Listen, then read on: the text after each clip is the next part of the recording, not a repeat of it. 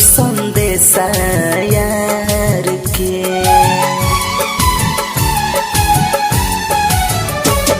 हजार पुरवा जाके सुनई हो तू संदेशा यार के। जार पुरवा जाके सुनई हो तू संदेशा यार के।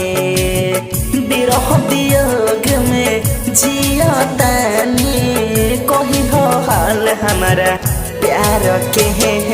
जार पुरवा जाके सुनई हो तू संदेशा यार के। रमिता रिकॉर्डिंग स्टूडियो चक्री बाजार।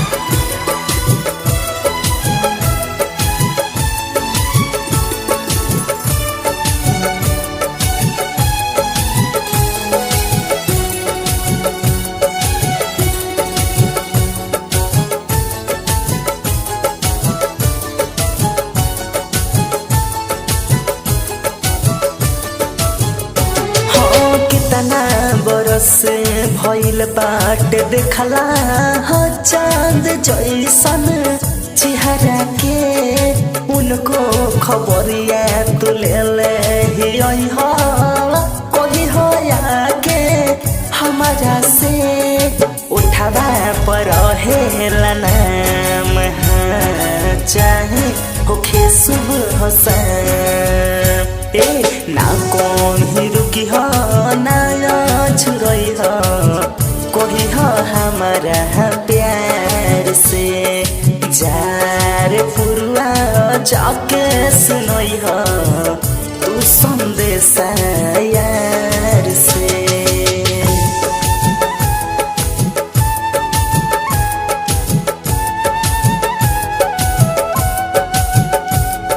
रमिता रिकॉर्डिंग स्टूडियो चक्री बाजार।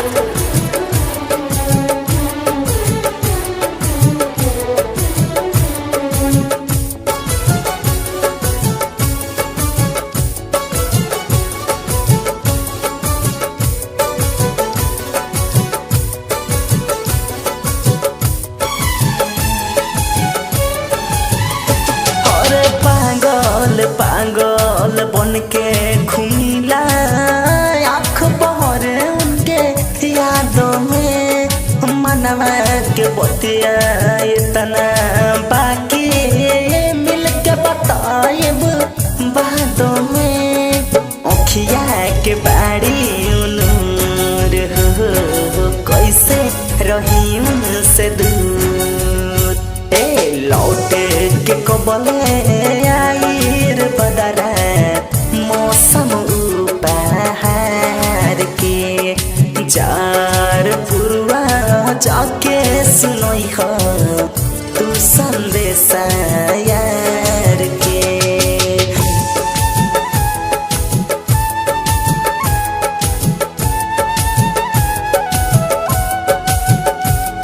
रमिता रिकॉर्डिंग स्टूडियो चक्री बाजार।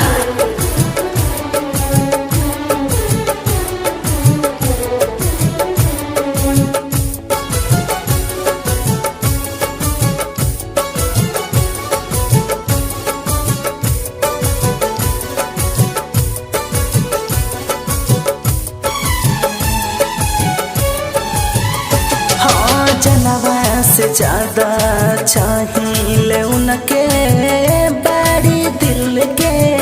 जानो हो कौन करनवा बनल बाड़ी हमारा से आना। जानो हो और भंस परवाना कहे हाँ जब जब बेहरिया बहे। नुरालम बेदर्दी का कहीं आदित भैया जिंदगी भइल बेकार के। जार पुरवा जाके सुनई हो तू संदेशा यार के। बिरह वियोग में जिया तानी कही हो हाल हमारा प्यार के। जार पुरवा जाके सुनई हो तू संदेशा यार के। तू यार के। रमिता रिकॉर्डिंग स्टूडियो चक्री बाजार।